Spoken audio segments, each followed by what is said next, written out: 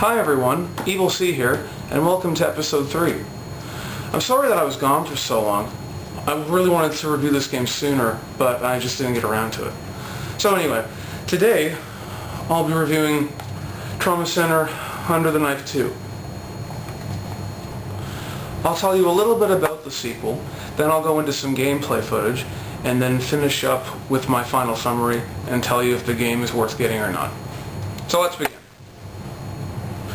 Trauma Center 2 takes place 3 years after the events of the first Trauma Center, after the whole outbreak of guilt. Guilt, by the way, was an artificially made disease by the criminal organization Delphi, who intended to use guilt for medical terrorism. It once again follows the story of Dr. Derek Stiles and his assistant Angie Thompson.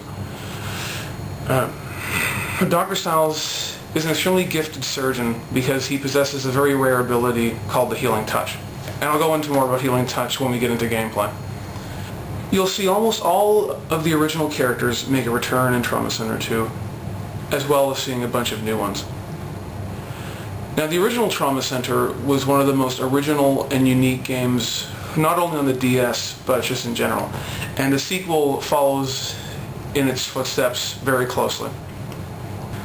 Now, for those of you who are expecting maybe a whole bunch of new tools added to the sequel, you may be disappointed to find out that there aren't really any new tools added. There is the defibrillator that does make a return from Trauma Center Second Opinion for the Wii, and if you haven't played Trauma Center for the Wii, you should, because it's awesome.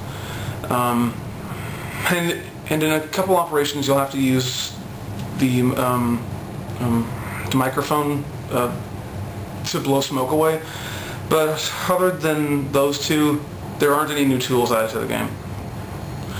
Now, as far as gameplay goes, it feels pretty much exactly like the first game, but anyone who's played any of the older Trauma Center games and loved them, they'll know that since the design is so solid and the story and the characters are so interesting, this isn't really a bad thing.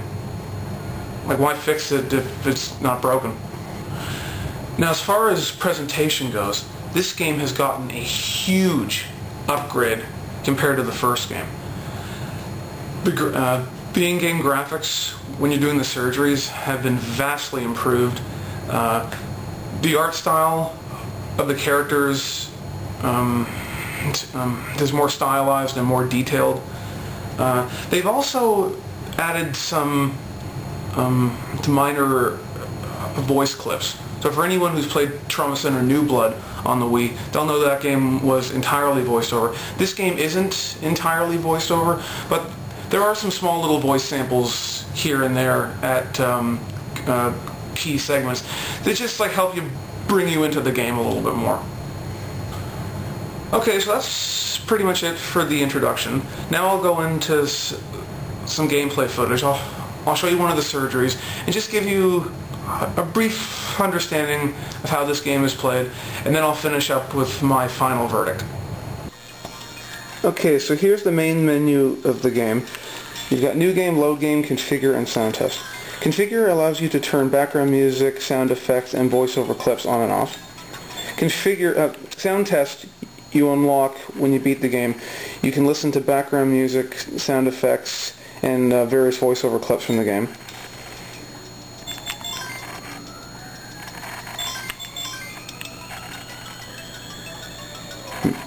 Now, here is the main stage select screen.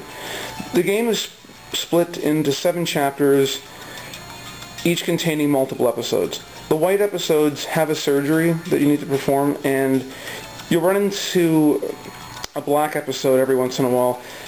This is a story episode, which just helps push the story farther along.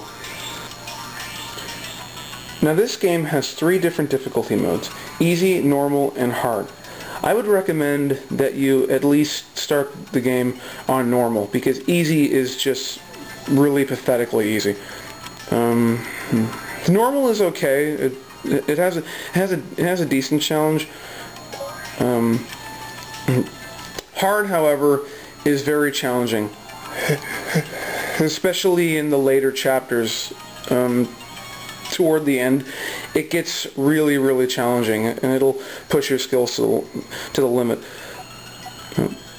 And when you beat the game, you'll also unlock the extra missions down here, which are insanely difficult. They're even more difficult than the hard missions, so that extends the replay value. But in terms of game length, if it's your first time playing through, you're looking at between 10 and 15 hours. So it's a fairly lengthy game. One other thing about difficulty is that, say you start the game on hard and you run into a stage that's too hard for you, you can turn the difficulty down and play the stage and continue on without having to restart the entire game, which is nice. So for this, I'm just going to play one of the really early stages, Hidden Peril. Now when you begin a new stage, the storyline unfolds on the top screen prior to the surgery, but because I want to show you gameplay, I'm just going to skip the story altogether. So in this operation, I have to repair a patient's lower left rib cage because it's broken.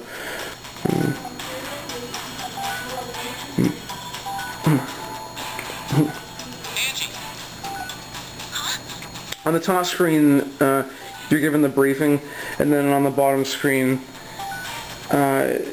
it tells you exactly what you have to do, like in a very brief form.